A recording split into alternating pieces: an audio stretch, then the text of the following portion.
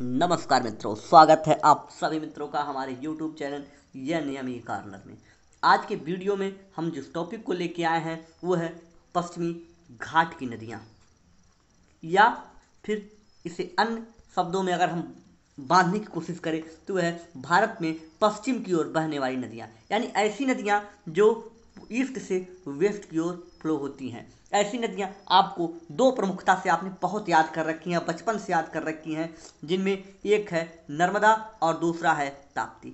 आज इन दो नदियों के अलावा भी बहुत सारी नदियाँ आपको हम दिखाएंगे जो पूरब से पश्चिम की ओर बहती हैं। और आपको यहीं पे एक चीज़ हम मित्रों बता देना चाहते हैं कि जो नदियाँ पूरब से पश्चिम की ओर बहती हैं और जो पश्चिम से पूरब की ओर बहती हैं, उनके डेल्टा फॉर्मेशन में अंतर क्या होता है। देखिए, अगर कोई नदी वेस्ट की ओर बह रही है, यानी ईस्ट से वेस्ट बह रही है, तो ये नदी एस्चुरी बनाती है। एक महत्वपूर्ण टर्म है, आप इसे ध्यान रखिए, एस्चुरी बनाती है। एस्चुरी का निर्माण ये पश्चिमी घाट की नदियाँ सभी नदियाँ करती हैं, जबकि अगर आप देखेंगे जो पूर्वी घाट की नदियाँ हैं जो इस डायरेक्शन का फॉलो नहीं करती, यानी पश्चिम से पूरब की ओर जो जाती हैं, ये डेल्टा का निर्माण करती हैं। ये डेल्टा का निर्माण करती हैं। एकदम ये कॉन्सेप्ट आप याद रखिएगा, जरा सा कन्फ्यूजन ना हो। तो अब इस कॉन्सेप्ट के साथ एक एडिशनल चीज़ आपको हम यहाँ बताएंगे कि आपको जो मैप में दिख रहा है, एक लाइन में अंडरलाइन कर रहा हूँ जिसका नाम है कर्क रेखा या ट्रॉपिक ऑफ कैंसर। ये देखिए भारत के कितने राज्यों से जाती है। बिल्कुल आपने याद किया, सही याद किया है कि भारत के 8 राज्यों से जाती है। कौन कौन से 8 राज्य हैं?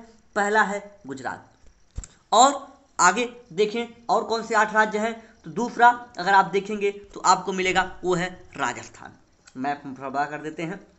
दूसरा राजस्थान, तीसरा कौन सा है? मध्य प्रदेश, और चौथा आपका है छत्तीसगढ़, और पांचवा पांचवा जी हाँ मित्र, झारखंड है। झारखंड के बारे में आप जानते हैं, ये बिहार से कट के बना है और छत्तीसगढ़ मध्य प्रदेश से। और छठवां जो है वह है पश्चिम बंगाल। पश्चिम बंगाल की तो बहुत सारी आपने चर्चा की, 1905 में इसका विभाजन हुआ बंगाल से। तो देखिए, और उसके बाद जो आपकी सातवां है, जो पूर्वोत्तर भारत के राज्य हैं उनमें से एक है त्रिपुरा और दूसरा है मिजोरम।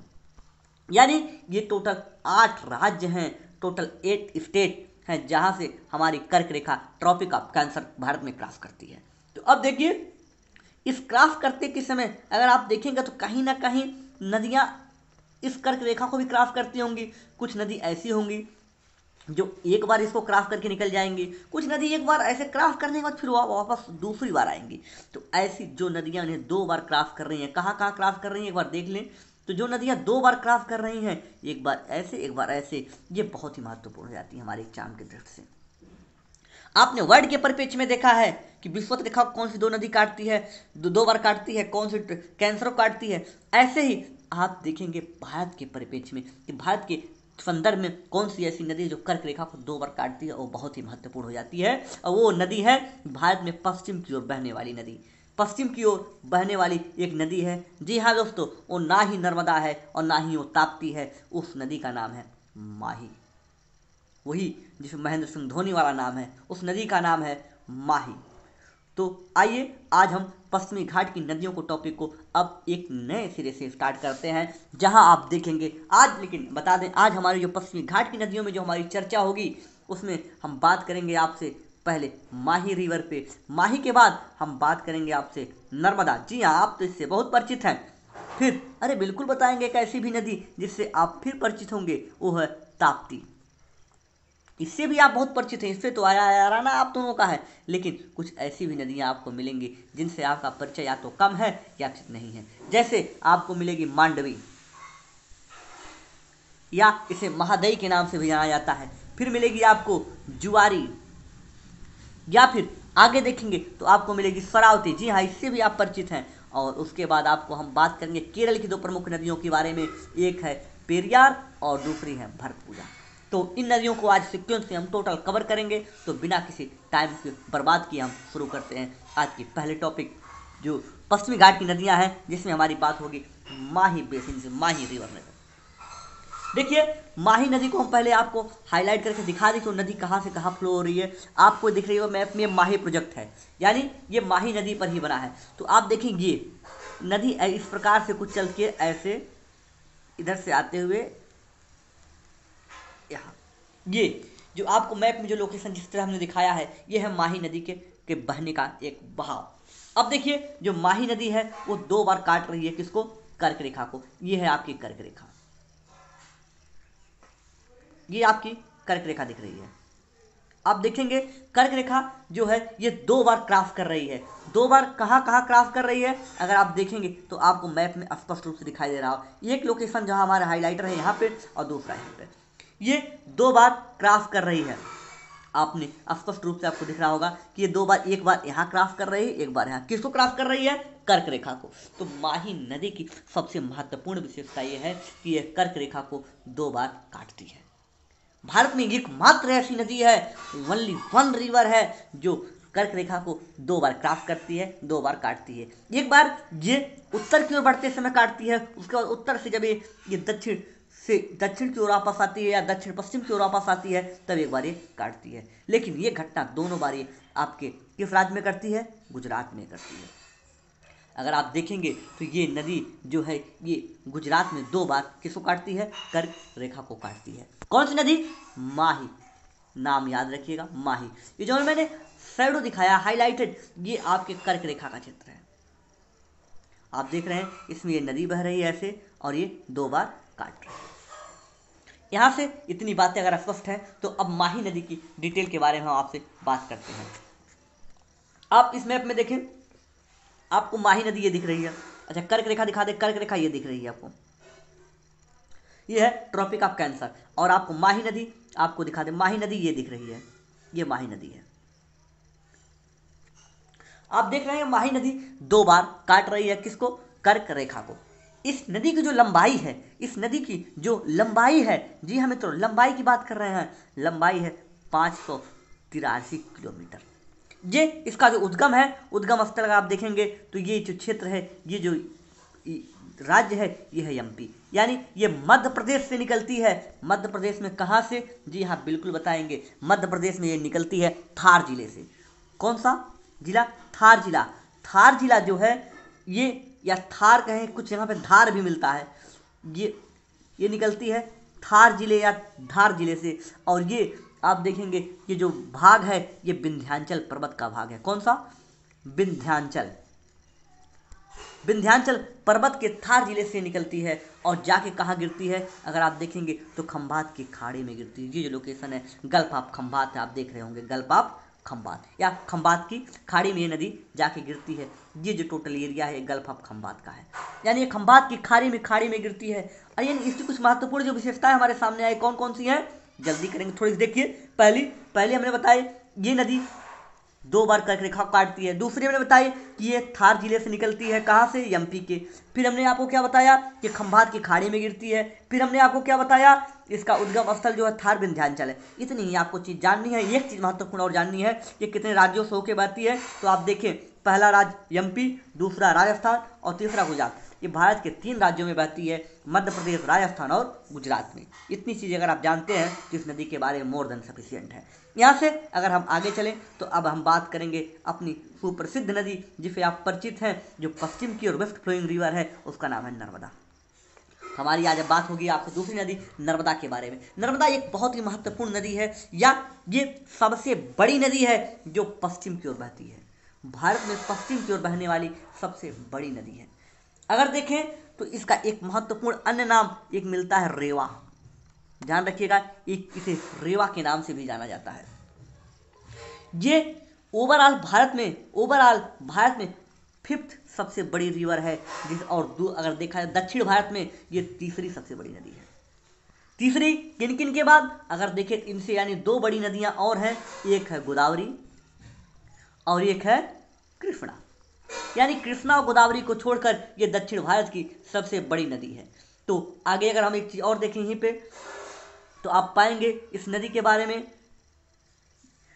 तो ये जो आपको रिवर दिख रही है इस नदी के बारे में एक चीज़ और देखेंगे, क्योंकि ये इसका जो सबसे बड़ा एरिया है, जो सबसे अधिक फ्लो होती है, ये होती है मध्य प्रदेश में।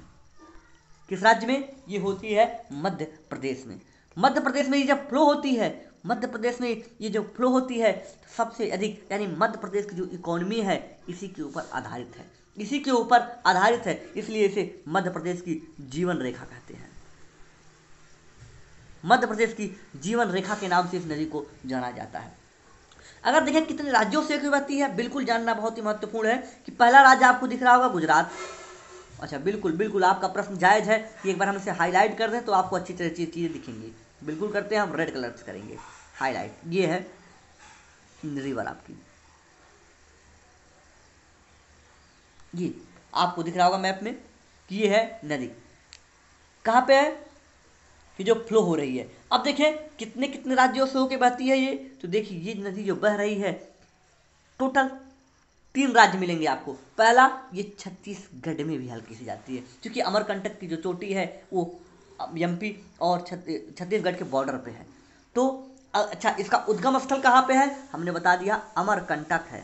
अमरकंटक की जो चोटी है कहाँ पे है, छत्तीसगढ़ और एमपी के बॉर्डर पे। अतः ये डिसाइड कर पाना मुश्किल है कि ये केवल एमपी में बहती है छत्तीसगढ़ में। ऐसा माना जाता है कि अगर छत्तीसगढ़ के बॉर्डर पे है तो ये वहाँ भी इंक्लूड की जाएगी। तो सबसे पहला राज्य छत्तीसगढ़, दूसरा एमपी और तीसरा गुजरात। एक राज्य और महत्वपूर्ण है, अगर आप देखेंगे यहाँ पे कि ये महाराष्ट्र, यहाँ पे देखिए महाराष्ट्र और गुजरात के साथ ये बॉर्डर बनाती है, यानी सीमा बनाती है। यानी टोटल कितने राज्य हो गए, टोटल 4 राज्य। कौन कौन से, बहुत ही महत्वपूर्ण है, एमपी और आप देखेंगे ये जो महाराष्ट्र है, महाराष्ट्र के साथ एमपी और गुजरात के ठीक बॉर्डर पॉइंट पे अवस्थित है। एक चीज और देखें तो ये आपको जानना बहुत ही महत्वपूर्ण है कि जो नर्मदा नदी है कितने राज्यों से बह रही है, 4 राज्य। कौन कौन से, छत्तीसगढ़ जहाँ बिल्कुल कम जाती है, दूसरी सबसे कम जाती है महाराष्ट्र में, उसके बाद सबसे अधिक जा रही है ये एमपी में, उसके बाद आपका गुजरात में। ये इसका सीक्वेंस था, ये 4 राज्यों से होकर बहती है।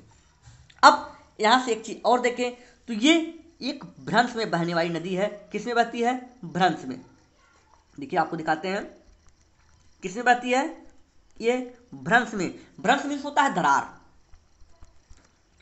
आप देखेंगे ये भ्रंश किसका किसका है, तो इसके एक तरफ विंध्याचल, इसके एक तरफ विंध्याचल है और दूसरी तरफ सतपुड़ा है। यानी ये विंध्याचल और सतपुड़ा के बीच में एक भ्रंश अवस्थित है, एक दरार है, एक रिफ्ट है। आप रिफ्ट के नाम से परिचित होंगे, एक रिफ्ट है, इस रिफ्ट के बीच से ये बहती है। और ये जो रिफ्ट के बीच से बहती है, इसीलिए आप देखेंगे कि ये पश्चिम की ओर, चूंकि ये जो रिफ्ट के बहने के कारण ये पश्चिमी जो ढाल है, जो यहाँ पे जो पूरब की तरफ ढाल है, उस ढाल को फॉलो नहीं करती, उस ढाल का अनुसरण नहीं करती है। आप देखेंगे इसी नदी पर एक जलप्रपात है जिसका नाम है धुआंधार। धुआंधार जलप्रपात इसी नदी पर अवस्थित है। ये चीज और महत्वपूर्ण आप जान लीजिए कि इसी नदी पर सरदार सरोवर बांध है। सरदार सरोवर बांध इसी नदी पर बनाया गया है, जो कहाँ पे है, गुजरात में है। ये इतनी जरूरी चीजें आपको जाननी थी नर्मदा नदी के बारे में। एक बार आपको याद दिला दें कौन कौन सी चीजें हमने बताया कि नर्मदा को रेवा के नाम से जाना जाता है। दूसरी चीज हमने आपको जो बताई कि ये पश्चिम की ओर बहने वाली दक्षिण भारत की तीसरी सबसे बड़ी नदी है। उसके बाद हमने आपको बताया कि एमपी की, मध्य प्रदेश की जीवन रेखा है। उसके बाद जिस बात की हमने बात की, अमरकंटक से निकलती है। अमरकंटक में कहा, एक नाम है नर्मदा कुंड। अगर देखें तो अमरकंटक 2 राज्यों के बॉर्डर पे है। कहाँ पे, ये मध्य प्रदेश और छत्तीसगढ़ की सीमा से जुड़ता है। और देखें तो ये नदी सीमा बनाती है किसके साथ, मध्य प्रदेश, महाराष्ट्र और गुजरात के साथ ये बॉर्डर बनाती है। इस नदी पर एक चीज देखें, सरदार सरोवर बांध है जो गुजरात में अवस्थित है। ये भ्रंश में बहती है, किसके, किन 2 पहाड़ियों को, एक विंध्याचल और दूसरा सतपुड़ा के बीच में ये फ्लो होती है। इतनी चीजें आपको यहाँ पे जाननी थी नर्मदा के बारे में। तो यहीं हम आपसे ताप्ती नदी की भी बात कर लेते हैं। देखें जो ताप्ती नदी है, जो ताप्ती नदी है, इसका नाम है, मूल नाम है मूल तापी। इसके एक नाम से और जाना जाता है, मूल तापी के नाम से जाना जाता है। इसकी चर्चा पुराणों में भी मिलती है। अगर देखें इसकी जो लंबाई है, ये है 724 किलोमीटर। अच्छा जी, अच्छा याद दिलाया। बिल्कुल, जो नर्मदा की लंबाई थी हमने नहीं बताई। नर्मदा की टोटल लंबाई है 1312 किलोमीटर। कितनी है, 1312 किलोमीटर, 1312 किलोमीटर नर्मदा की लंबाई है। और जबकि तापी की लंबाई है 724 किलोमीटर। 724 किलोमीटर आपकी तापी या ताप्ती की लंबाई है। ताप्ती नदी आपको मैप में दिखा दें, ये जो हम हाईलाइट कर रहे हैं, ये नदी आपकी ताप्ती है। ये निकलती कहाँ से है? तो ये निकलती है मध्य प्रदेश के बैतूल नाम के पहाड़ी से। बैतूल पहाड़ी से मध्य प्रदेश की ये निकलती है, या मुल्ताई एक लोकेशन है जहाँ से निकलती है। आप देखेंगे जो महाराष्ट्र का भुसावल शहर है, भुसावल जो किले के लिए मशहूर है, इसी नदी के तट पर है। भुसावल शहर इसी नदी के तट पर अवस्थित है। ये नदी एक और इसकी महत्वपूर्ण विशेषता ये है कि आप देखेंगे तो ये जो नदी है ये सप्त कुंड के लिए मशहूर है। सप्त कुंड, सप्त कुंड ये 7 ऋषियों का, 7 देवताओं का कुंड है, जिसमें सूर्य, शनि, अन्य सभी देवी देवता शामिल हैं। तो 7 कुंड है जहाँ पे स्नान करने से बड़ी तृप्ति मिलती है। धार्मिक दृष्टि से इसकी बहुत ही महत्वपूर्ण इंपॉर्टेंस है। अब देखें एक चीज और आपको यहाँ जानना है कि जब पुर्तगाली भारत में आए, जब पुर्तगालीज भारत में आए, तो ये इस नदी से ही होकर ये अपना व्यापार किया करते थे। ये इसी नदी से होकर व्यापार किया करते थे। अगर देखें तो ये कितने राज्यों में है? जी हाँ दोस्तों, बिल्कुल, ये अपने एक पहले मध्य प्रदेश में है, दूसरा महाराष्ट्र में और तीसरा गुजरात में। ये 3 राज्यों में मिलेगी। कहाँ पे? मध्य प्रदेश, महाराष्ट्र और गुजरात में ये बहती है। अब इसके बाद अगर हम आपसे बात करें जिस प्रमुख नदी के बारे में, तो वो आप एक बार फिर हम इस पॉइंट को पूरा रिवीजन करा देते हैं, एक बार दोहरा देते हैं किसकी किसकी हमारी बात हुई थी। हमने आपसे इस नदी तापी के बारे में बात की, जो इसकी लंबाई 724 किलोमीटर है, मध्य प्रदेश के बैतूल पहाड़ी से निकलती है, भुसावल इसके शहर के तट के किनारे है और पुर्तगालियों ने इसे व्यापार के रूप में यूज किया। इतने फैक्ट आपको जानना यहाँ पर महत्वपूर्ण है। इसके बाद हम बात करेंगे आपसे, हमारी बात होगी मांडवी रिवर के बारे में। मांडवी रिवर या महादई रिवर के नाम से भी इसे जाना जाता है। अब देखिए मांडवी रिवर की क्या विशेषता है। मांडवी रिवर, जैसे आपने देखा कि नर्मदा को मध्य प्रदेश की जीवन रेखा कहते हैं, वैसे ही मांडवी बहती है गोवा में और इसे गोवा की जीवन रेखा के नाम से जाना जाता है। आपको स्टेट की जीवन रेखा के साथ मैच कराई जा सकती है चीजें। देखिए जो ये महादई रिवर है ये गोवा की जीवन रेखा है और इसका एक अन्य नाम आपको बताया मांडवी या महादई है। इसका जो उद्गम स्थल है, इसका जो ओरिजिन पॉइंट है, ये पश्चिमी घाट से उत्पन्न होती है। किन राज्यों में बहती है? तो आप देखेंगे एक राज्य आपको दिख रहा है कर्नाटक और दूसरा आपको महत्वपूर्ण दिख रहा है कौन सा? गोवा। इन्हीं दो ही राज्यों में बहती है। ये इस तरह से इसकी नदी का उद्गम स्थल है और ऐसे आकर ये आपके देखेंगे तो अरब सागर में गिर जाती है। तो ये 2 राज्यों में किसमें बहती है? ये कर्नाटक और दूसरा गोवा में। एक चीज और आप देखें तो इस पे कुछ जलप्रपात हैं। एक आप सुने होंगे दूध सागर जलप्रपात। दूध सागर जलप्रपात मांडवी नदी पर ही है या मांडवी रिवर पे अवस्थित है। ये थी आपकी बात मांडवी रिवर के बारे में। यहाँ से एक महत्वपूर्ण नदी की और बात करेंगे, वो है जुआरी। जुआरी नदी ये भी कहाँ बह रही है? आप देखेंगे ये गोवा की, ये भी महत्वपूर्ण नदी है। अच्छा, मांडवी रिवर सबसे बड़ी नदी है कहाँ की? गोवा की। अगर देखें जुआरी की, तो जुआरी में दूसरी जो प्रमुख नदी बह रही है वो है गोवा में, वो है जुआरी। जुआरी की बात करें, ये एक ज्वारीय नदी है। कैसी नदी है? ज्वारीय, यानी इसमें जो जल का बहाव और पानी यहाँ पे डिसाइड करता है, ज्वार के द्वारा डिसाइड करता है। आप देखिए कि ये एक लोकेशन दिख रहा है वास्को डिगामा। ये जब ज्वार आते हैं तो इस नदी में पानी इधर आ जाता है, फिर ये पानी वापस जाता है, तो इस वजह से इसे ज्वारी नदी के नाम से जाना जाता है। कौन सी नदी? ज्वारी।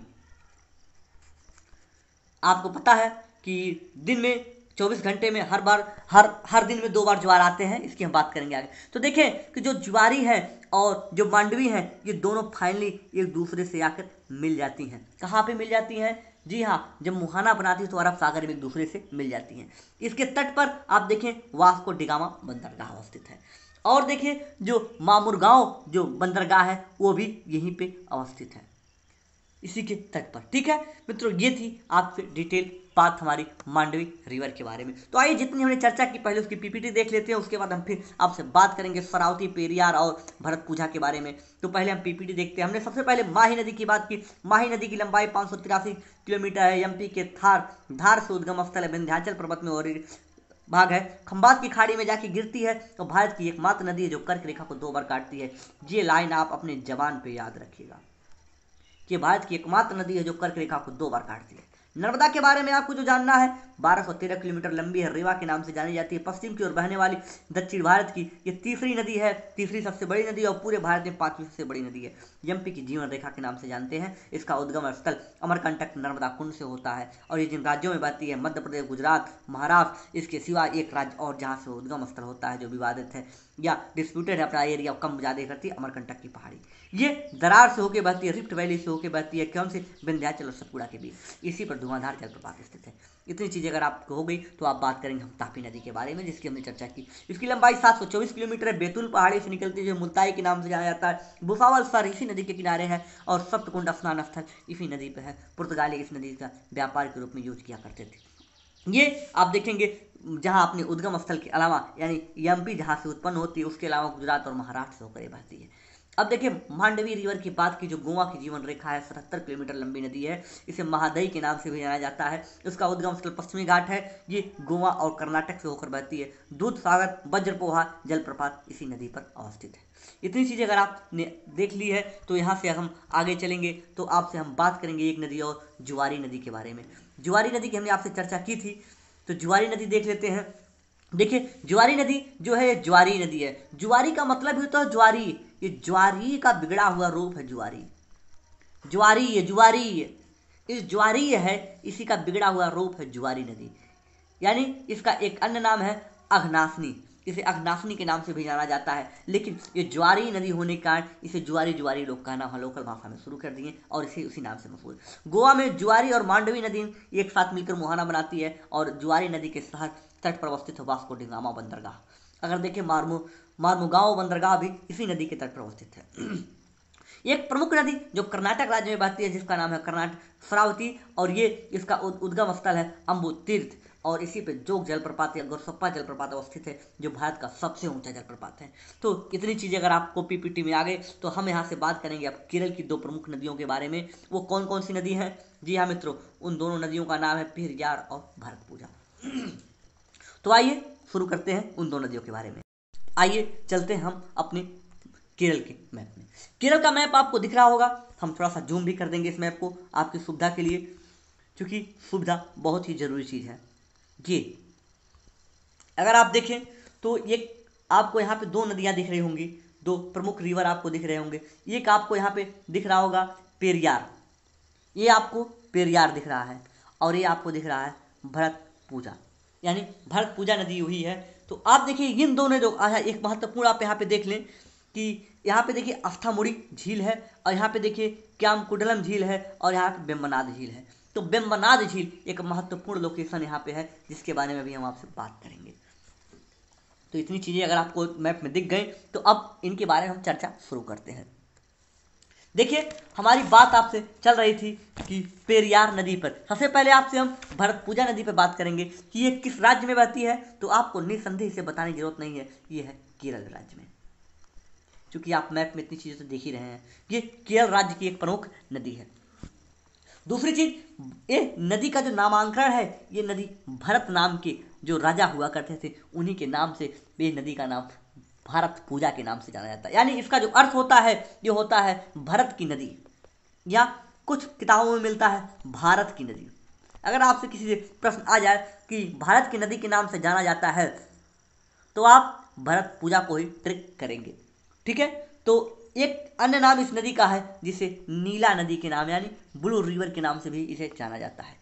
एक ब्लू नाइल या ब्लू नील बहती है जो अफ्रीका में, उसकी बात नहीं कर रहे हैं हम, भरतपुजा की बात कर रहे हैं। हम भरतपुजा नदी के बारे में बात कर रहे हैं और वहाँ पे बता रहे हैं कि ये इसे नीला नदी के नाम से जाना जाता है। उसका उद्गम स्थल आप देखेंगे, ये इसका जो ओरिजिन पॉइंट है, तो आप सबसे पहले देखिए ये है अगस्त्यमलाई। अगस्त्यमलाई जो माउंटेन है, जो पीक है, इसके बारे में हमने आपसे बताया था कि अगस्त्यमलाई जो पीक आपको, अब देखिए अगस्त्यमलाई जो पीक दिख रही है ये दक्षिण भारत की सबसे ऊंची चोटी है। ये दक्षिण भारत की सबसे ऊंची चोटी है। उसी चोटी से ये नदी निकलती है, उसी चोटी से ये नदी निकलती है। कौन सी? भरतपुजा नदी। भरत जो पूजा नदी है ये निकलती है अगस्त्यमलाई से, जो भारत की सबसे ऊंची चोटी है। अब एक चीज और यहाँ जानना है कि ये किन राज्यों में बहती है। ये दो राज्यों में फ्लो होती है, एक तो केरल और दूसरा आपका तमिलनाडु। कौन कौन से दो राज्य? एक केरल और दूसरा तमिलनाडु। अब यहाँ से अगर हम चलें तो जो अगली नदी होगी हमारी है वो है पेरियार। पेरियार नदी को भी आप यहीं पे देख लें, यहीं से आप कनेक्ट करने की कोशिश करें कि जो आपको दिख रही होगी मैप में ये है पेरियार लेक, पेरियार झील आपको दिख रही होगी और यहीं पे जो नदी निकलती है वो है पेरियार। पेरियार नदी आपको मैप में दिख रही होगी। अब देखें यहाँ पे पेरियार ये केरल की सबसे बड़ी नदी है। पेरियार जो नदी है ये केरल की सबसे बड़ी नदी है। यानी अगर देखें जो भरत पूजा बहती है, भरत पूजा की लंबाई आप देखेंगे तो केरल में केवल 209 किलोमीटर है। आपको यही बता दें कनेक्ट करके कि ये जो भरत पूजा है ये 209 किलोमीटर इसकी लंबाई है। कहाँ पे? केरल में। जबकि पेरियार की जो लंबाई टोटल भरत पूजा जो केरल में है वो है 244 किलोमीटर। 244 किलोमीटर लंबी ये नदी है केरल में। अब एक चीज देखें ये किन राज्यों में होके बहती है, तो ये भी दो राज्यों में होके बहेगी। कौन कौन से दो राज्य? एक होगा आपका केरल और दूसरा होगा तमिलनाडु। केरल और तमिलनाडु में ये नदी होकर फ्लो होती है। उसके बाद अगर कुछ महत्वपूर्ण चीजें तो आप देखेंगे जो पेरियार का अर्थ होता है बड़ी, पेरियार का अर्थ ही होता है बड़ी नदी। पेरियार नदी का अर्थ है बड़ी नदी, बिग रिवर। यहाँ से एक महत्वपूर्ण चीज और जो आपको जानना है वो है कि आप देखेंगे तो ये जो पेरियार रिवर है इसी पे एक बांध बना है जिसका नाम है इडुक्की। इडुक्की डैम इसी नदी पे अवस्थित है। और देखिए ये जो नदी है ये जाके गिरती है किस सागर में? अरब सागर में। उसके पहले ये जाके मिल जाती है बेम्बनाद लेक में। कौन से लेक? बेम्बनाद। बेम्बनाद लेक के बारे में बता दें मित्रों कि बेम्बनाद लेक ये भारत का सबसे लंबा झील है। भारत की सबसे लंबी अगर कोई झील है तो बेम्बनाद झील है। कौन सी झील है? बेम्बनाद झील है। भारत की सबसे लंबी झील कौन सी है? बेम्बनाद झील है। अब कुछ चीजें और आपको ही समझ लेनी होगी। अब देखिए हमने आपको जो अब तक बताई है अपने डिस्कशन में जगह जगह बात करते समय कि हमने बताया है कि झील में हमने 3 झील आपको महत्वपूर्ण बताई है।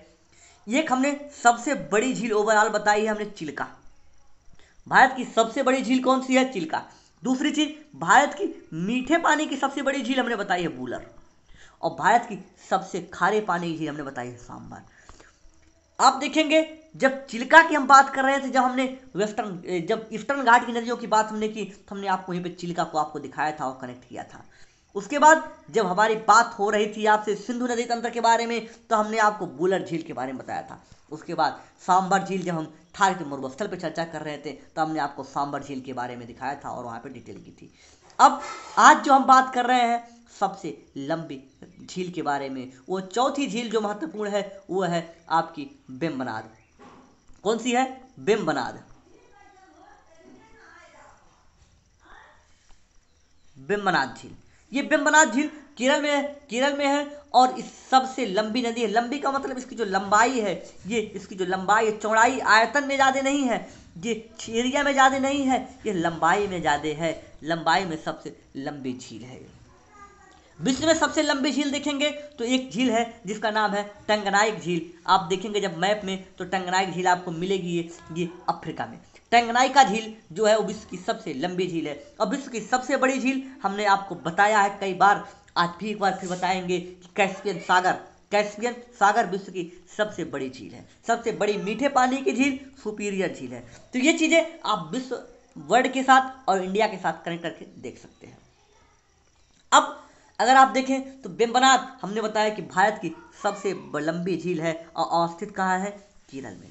ये एक महत्वपूर्ण चीज और जो पेरियार नदी बहती है, पेरियार नदी के पास एक नेशनल पार्क है जिसका नाम है पेरियार नेशनल पार्क। ये अक्सर खबरों में रहती है किस जीव को लेकर? ये पेरियार नदी अगर आप देखेंगे तो ये हाथी के लिए उनका प्राकृतिक आवास है। जो हाथी होते हैं उनका जो ये जो पेरियार है ये आप देखेंगे तो ये अवस्थित है आपके इलायची की पहाड़ी या कार्डमम हिल पर। आपको कार्डमम हिल के बारे में हमने बताया था मैप में, तो कार्डमम हिल पर ये आपका पेरियार नेशनल पार्क अवस्थित है जो हाथी का एक प्रमुख या चहेता स्थान है। तो इतनी चीज़ें अगर आपने देखी तो ये आपके लिए सफिशियंट होंगी आपकी वेस्टर्न घाट के निकलने वाली नदियों के बारे में। आज एक बार फिर आपको बता दें कौन कौन सी नदी हमने चर्चा की। माही नदी जो मध्य प्रदेश, राजस्थान, गुजरात में फ्लो हो रही थी। उसके बाद नर्मदा के बाद ताप्ती के बाद मांडवी, जुआरी, शरावती के बाद पेरियार और भरतपुजा। इन नदियों की हमने आपसे बात की। तो आज जो ये पश्चिम की ओर बहने वाली नदियां थी, इनके बारे में हमारी चर्चा हुई समाप्त। अब हमने भारत की सभी नदियों की चर्चा कर ली है। जब हम आपसे उत्तर भारत की बात कर रहे थे, सिंधु नदी गंगा मैदान की बात कर रहे थे, तो वहाँ पे गंगा क्षेत्र की बात हमने पूरी नदियों की थी और वहीं पे हमने बात की थी आपसे सिंधु नदी तंत्र के बारे में। उसके बाद हमारी बात हुई थी पश्चिमी घाट से निकलने और पूर्वी घाट से निकलने वाली नदियों के बारे में, फिर पश्चिमी घाट से निकलने वाली नदियों, यानी भारत का नदी तंत्र। इसी के साथ हमारा वो टॉपिक भी समाप्त होता है कि जो भारत में नदी तंत्र है। तो ये पूरा होलिस्टिक वीडियो हमने आपको दिया और इसके माध्यम से आपने यहाँ पे चीज़ें देखी।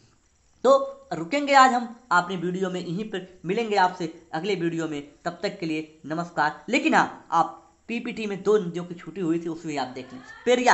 पेरियार केरल की सबसे लंबी नदी है, तमिलनाडु और केरल में बहती है। पेरियार नेशनल पार्क इसी नदी के किनारे है, इलायची की पहाड़ी पर है, हाथी के लिए बहुत ही महत्वपूर्ण स्थान है।